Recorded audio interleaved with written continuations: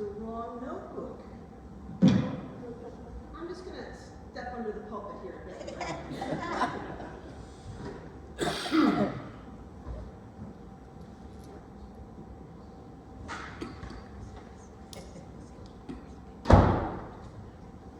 Look, there it is.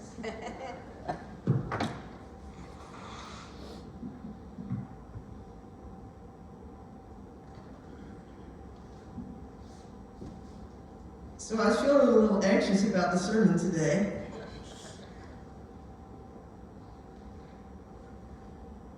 And I'm aware of the irony. And that was before I lost my notes briefly there.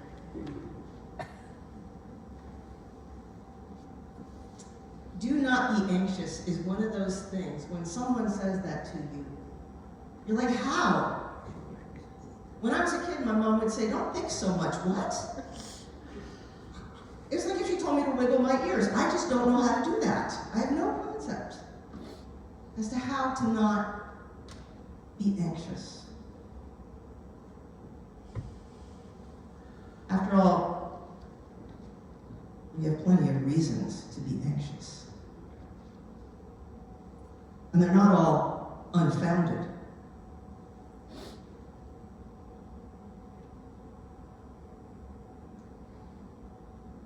And the fact that I was feeling so anxious about today's sermon is kind of God having one of those little, like, ha-ha kind of moments. Because, you know, there's the whole, like, the pastor is the non-anxious presence. Like, they tell you that in seminary, you should be a non-anxious presence. And if I stand up here and like, I'm the non-anxious presence, don't be anxious, that's a...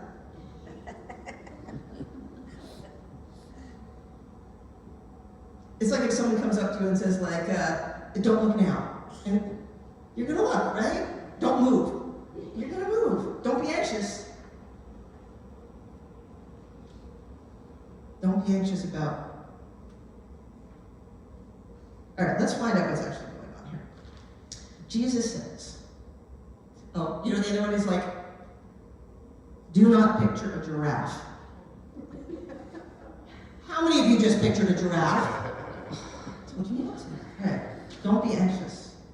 Do not be anxious about what you shall eat or about what you shall wear.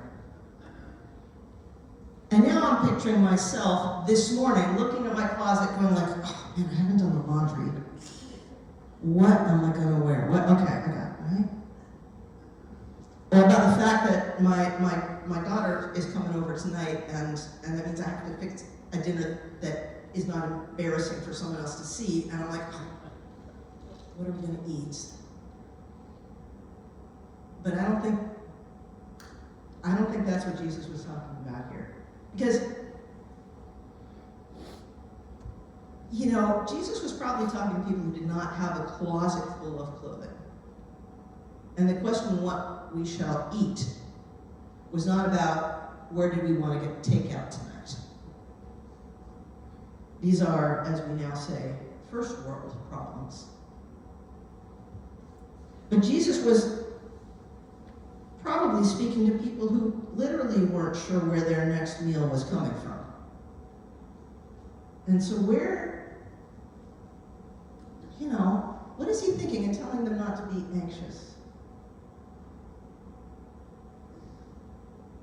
I acknowledge that my anxiety over today's sermon is also sort of a first world problem because honestly, what is the worst thing that could happen? I mean, there are preachers in the Bible who got, stoned for bad sermons. But I'm not actually afraid of that happening here. We know what anxiety feels like. We all know what anxiety feels like.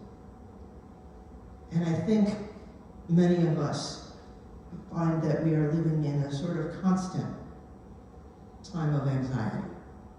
Kids feel this way, adults feel this way. When I first moved up to the valley, I rented a place, a big apartment in Northampton with big sunny windows. But I called my dad, and I said, I think I found an apartment, but it might be a little more than I can afford. And my dad said, oh, go ahead and rent it. Your mother and I never rented anything we could afford. Now that is a non-anxious presence.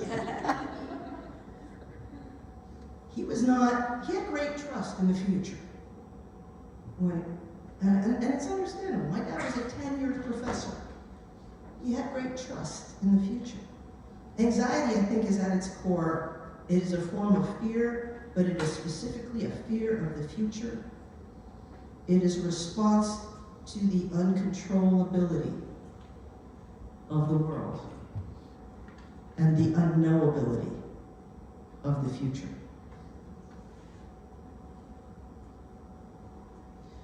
I have seen a lot of bumper stickers or messages on Facebook and stuff in the past couple of years that say basically, I am done with accepting the things I cannot change. I am going to change the things I cannot accept. Because how can we accept injustice or poverty or death? How can we be serene? This is the Serenity Prayer. How can we be serene in the face of suffering and pain? And we suspect that serenity is perhaps just a form of denial or complacency, or nowadays complicity even. So how can we embrace this teaching that says, do not be anxious, dude?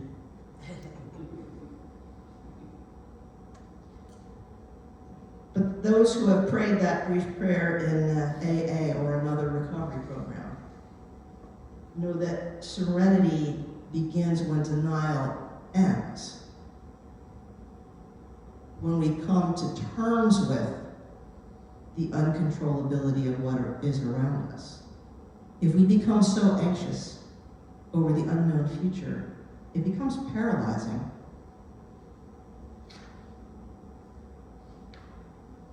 Serenity perhaps can begin when we stop pretending we are in control.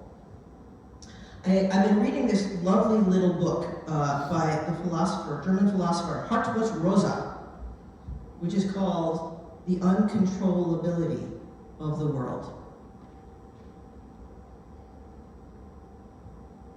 Anxiety is a response to what Rosa calls the uncontrollability of the world. We no longer have confidence that the future will resemble the present.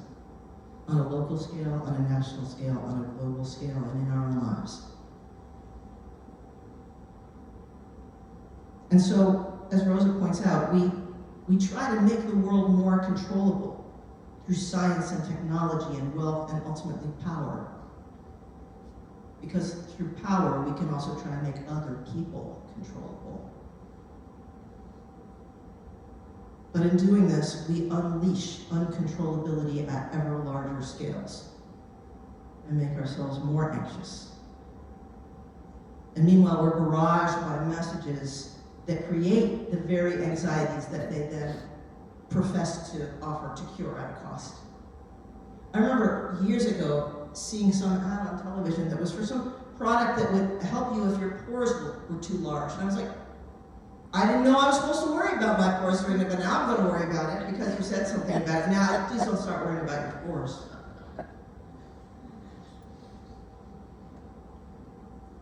The opposite of anxiety is not control, because the more we obsess about control, the more anxious the uncontrollability of the world will make us, and the more out of control the world becomes.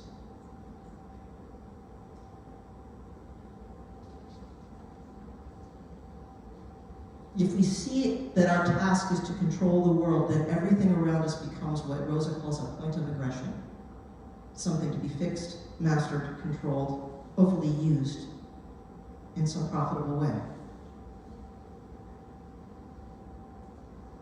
But Rosa's thesis is that a world that was completely knowable and completely controllable would in fact be a dead world. Because the very nature of life is that surprising new thing, the thing that we can't control. Another person, a snowfall, the fish in the sea. So the uncontrollability of the world that causes us so much anxiety can also be seen as a blessing. It is what makes the world alive. Which brings us back to God, the living God of sacred traditions. The modern world, I think, kind of dismissed religion as a sort of failed or primitive attempt to control the world. I'll offer the sacrifice and then I'll get what I need. God won't be angry at me. But Rosa's thesis is that if you actually look at the tradition, if you look at the Hebrew scriptures, what's being repeated again and again is the idea of the uncontrollability of God. We are not in control. We are in relationship. We are in relationship with the world, we're in relationship with one another. And that is better. That is so much better than being in control. So I'm going to end with this sort of weird experience I had earlier this week. I was on social media, as I shouldn't be, but ads pop up, right? Ads pop up, and they're like, you need this thing. And what popped up was an ad for an artificial intelligence dog that they were saying. This is not like just on your screen. This is like a three-dimensional artificial intelligence dog. I'll just preface it by saying this is a scam. There is not an artificial intelligence dog out there. But who knows in the future, right? But it was an ad for an artificial intelligence dog. You've seen the ad. Someone's nodding and smiling, right? That looks in the videos, it looks just like a real dog. And they're like, but it's like, it doesn't need anything. You know, wouldn't this be a great thing to get for your elderly relatives? That was the gist of the thing. Because maybe they miss the companionship of a dog, but they can't walk a dog, or feed a dog, or care for a dog, or afford the veterinary bills. Get them this AI dog instead, which is programmed to be loving and affectionate towards them.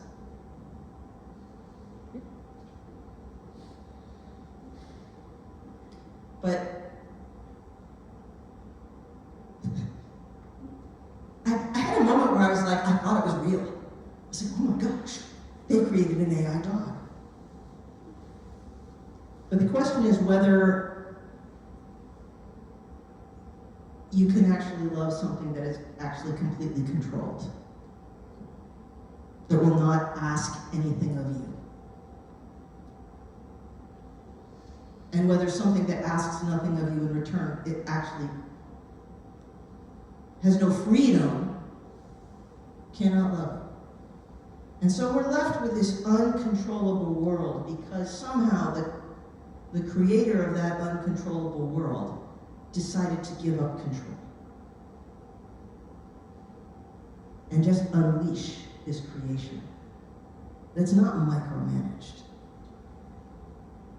It's not micromanaged by God. God is not going to personally direct that touchdown football. They're physics that control that. But it's also up to the person throwing it.